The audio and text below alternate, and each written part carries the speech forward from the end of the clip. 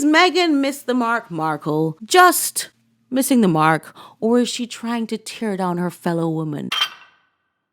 Hello everyone and welcome back to my channel, Leilani of Barbados. Today, we are here to discuss the instability of Harry and Meghan's career. There are two schools of thought going on right now in terms of Netflix. Rolling Stone is saying that definitely the show must go on. And then you have Page 6 saying that no, they're completely cancelled because of what the execs at Spotify said about their experience working with the Harkles. Well, the second school of thought has been debunked and Netflix is being very aggressive about letting everyone know that. Netflix. Meghan and Harry reportedly given Netflix ultimatum, make better crap or no money. According to The Sun, Netflix honchos have recently had a convo with the ex-royal couple, supposedly telling them to make better, must-see content or risk not getting the rest of their 100 million plus contract, which they've already gotten about half of up to this point. Indeed, the reported conditions have been set, namely, Meg and Harry must produce higher quality shows, docs and or movies to claim the rest of their bag. And if they don't, Netflix is apparently prepared to cut their deal short and refuse to pay them out in full. The Sun goes on to say, citing an unnamed source claiming to be plugged in, Netflix was happy with the results for their bombshell doc, but have been disappointed about everything after that, which presumably includes Prince Harry's forthcoming Invictus docu-series, which is still happening and coming out around August. Anything else, though, is nowhere to be found. The report notes Meghan pitched an idea for an animated series about a girl inspired by historical female figures, but that got dropped by Netflix. That was like a year ago. I remember it was called Pearl, I think. Yeah, like how it's spare. They don't like having articles on the names of their things. Yeah, I remember that. That was so silly. Continuing, it would seem they didn't think it was compelling. A reoccurring theme, we're now hearing about them as creatives. Now, on the prospect of potentially cutting them loose unless they deliver, the Sun source says the streaming giant wouldn't do it as publicly, humiliatingly as Spotify did. However, they do concede it would grab headlines in and of itself and probably be a bad look. And here you have a tweet out from Netflix UK and Ireland saying, Heart of Invictus Summer 2023. This new series from R12 Productions follows a group of extraordinary competitors from around the globe, all service members who have suffered life-changing injuries or illness on their road to competing at the Invictus Games. Okay. No word on a timetable for them to make good on their deal, but it sounds like the clock is ticking for them. Gotta say, who has written this? I'm sorry. Gotta get them. I don't know. A lot of ums and gottas and okay. Sorry. Gotta say, this is not great news for Harry and Meghan. It would seem that wherever they've inked big time deals, the companies have been unsatisfied. They're already filthy rich as is. But if their Hollywood prospects are cut short, that could seriously impact their financial futures in the long run. So they kinda gotta get with it on ideas. And I know what you're going to say. You are going to tell me that, Leilani, but if you got offered a deal by Netflix, wouldn't you take it? Yes, I would. I might even do it for $35 because exposure. Do you know what I mean? But these are wealthy people and they have a choice. I understand that Netflix is trying to squeeze the last bit of juice out of them because what happened when they did Harry and Meghan documentary is that Netflix got the highest numbers of views they've ever had. Like how a crack addict chases a high or whatever. They are chasing that high. But can we be honest? All Netflix is trying to do is get these Harkles to talk about the racism. They want to hear the stories of how Queen Elizabeth chased Meghan around Windsor Palace with a noose. That's all people want to talk about. They want to say, oh, and then one time the entire royal family lined up with buckets of white paint. And when they opened the door at Frogmore Cottage, they doused Meghan with white paint to say, now you're white. Kind of like how they do with the anti-fur people. I don't even know if they really still do that, but you know what I mean? Actually, it doesn't make any sense. You probably don't know what I mean. Because Meghan's skin is actually white. But that's the stories that they're looking for. And I've been having a lot of conversations with people who are not in our community, who are not well versed in the royal family, and they're not into the royal news. And I've been having these conversations and they're fascinating because these are people who bought the Spare to find out more about the racism, who are asking me all the time, do you really think the royal family was racist towards her? Look, people like to be shocked, okay? They're like, something happened to her. Let's hear what happened to her. It makes me quite sick in my stomach that this is what people are out here trying to find out. None of that's true. It's obvious. It's been debunked. Nothing is true. No matter what Meghan tries to produce, nobody cares about anything she has to say when she talks about, I watch these TV shows and this really made a big impact on the person who I am and who I would become. Nobody cares about any of that. Nobody cares about the complete misrepresentation that she did on her podcast. We'll get into that. No, really, people just want to hear, what did the royal family really do to you? Did they actually tar and feather you? And I want to take this opportunity with you to blame Oprah for that whole shenanigans. But let's talk about the actual interview. I know we have always talked about it, but there's something else I noticed recently. When Meghan said that people had questions as to the color of her child's skin would be, immediately Oprah went into the color purple fighting mode. Who say that about you? I'ma go fight them. I mean, that's really what happened. According to Oprah, they had no conversations prior to the interview. That was a lie, obviously. They planned this. Also, Harry was part of that plan. And I think what Harry said was, I'm not going to let you go too crazy with the racism. If I have to say that it was told to me, which is believable, that people show one face to him and one face to her, okay, I am not going to let you go and talk about slurs. And I'm just going to let you say that they asked a question. That question was so benign.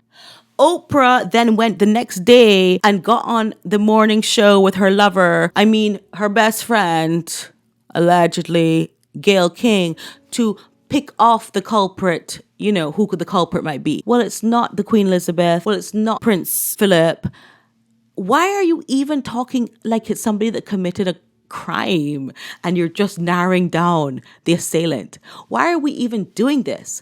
What was said was a nothing burger, if it was even said. But I don't think it was said. I think this was very contrived. Forever, she will be known as an unethical journalist, as a bad interviewer, because she let that girl come on there, rubbing her belly pregnant, talking a bunch of lies.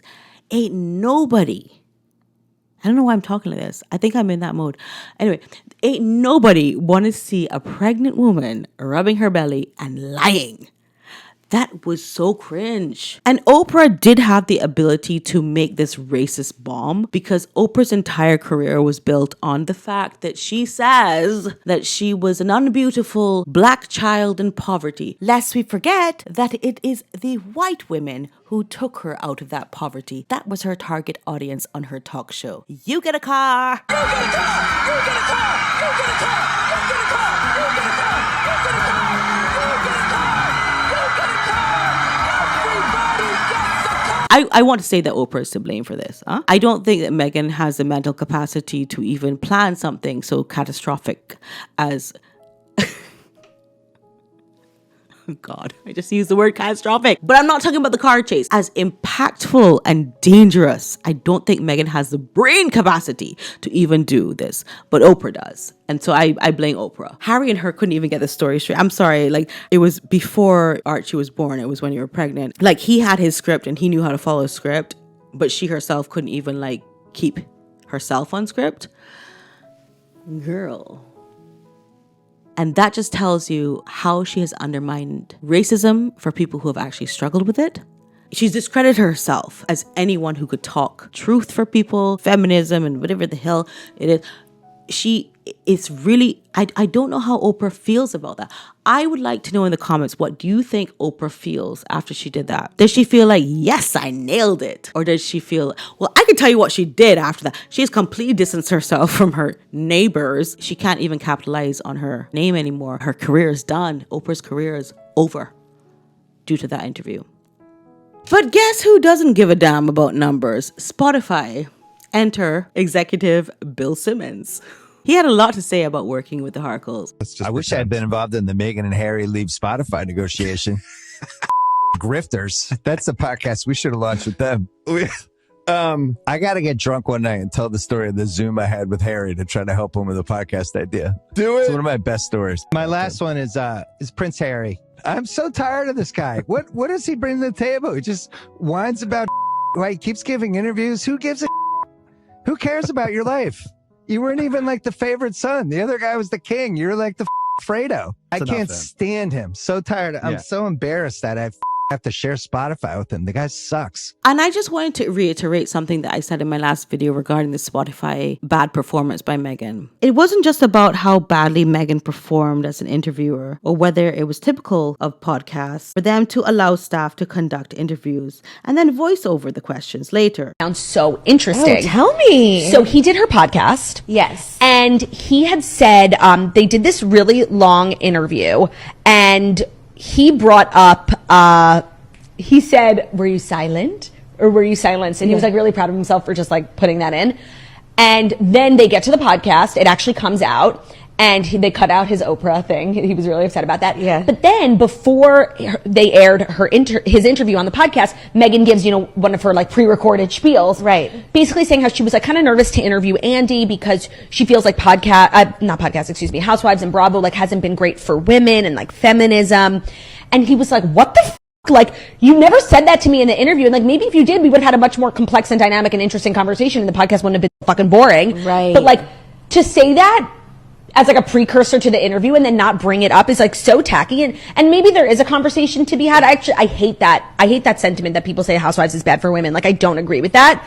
But like, to say it and then not say it to my face is like so cowardly. I didn't know that. I know, it was so interesting. I know. I feel like she just keeps making like all the wrong decisions. Yeah. I'm sorry, those guests should have sued her for all she's worth for misrepresenting them. Imagine leaving a podcast and be like, nailed it, and then finding out Meghan Markle has gone and added direction notes. It's about adding her 2 cents in when the guests were not there to defend themselves. This is how people are feeling right now. Is Meghan Markle just missing the mark, or is she trying to tear down her fellow woman because she's evil and devious and envious? Which one is it?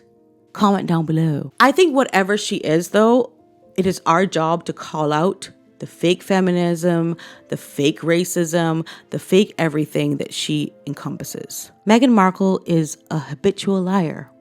Yeah.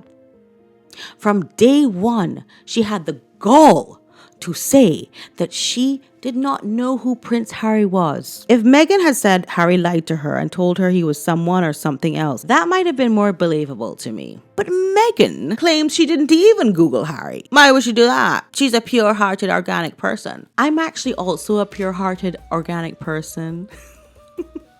Whatever that is. But I met a Saudi prince in university, right? Who liked me. And you better believe I looked him up. Okay, and I found out he was like one of 1 million Saudi princes because there are like loads of them. But at least his name was there. I saw his name. I even saw his parents' name. And that was so long ago that Google probably didn't even exist, to be fair. I was probably in a library like x-raying microfiche just to find out like who his peoples were. You know? But I just thought I'd leave you with that thought. Your girl could have been reporting to you today from Riyadh with a gaggle of sister wives who could do my editing for me, actually. But alas, I must do my editing on my own. I am so grateful to have you as a community to chit chat and talk to. I do put a lot of work into these videos, but I am so blessed to have you as a community to talk to and bounce ideas off of. And it really means a lot to me. So like the video if you did like it, and subscribe if you're new here. And yeah, we'll stay in touch. Oh, I have a really big surprise coming up for you. So please, please, please stay in touch. I love you so much, and you know that. I love you. Bye.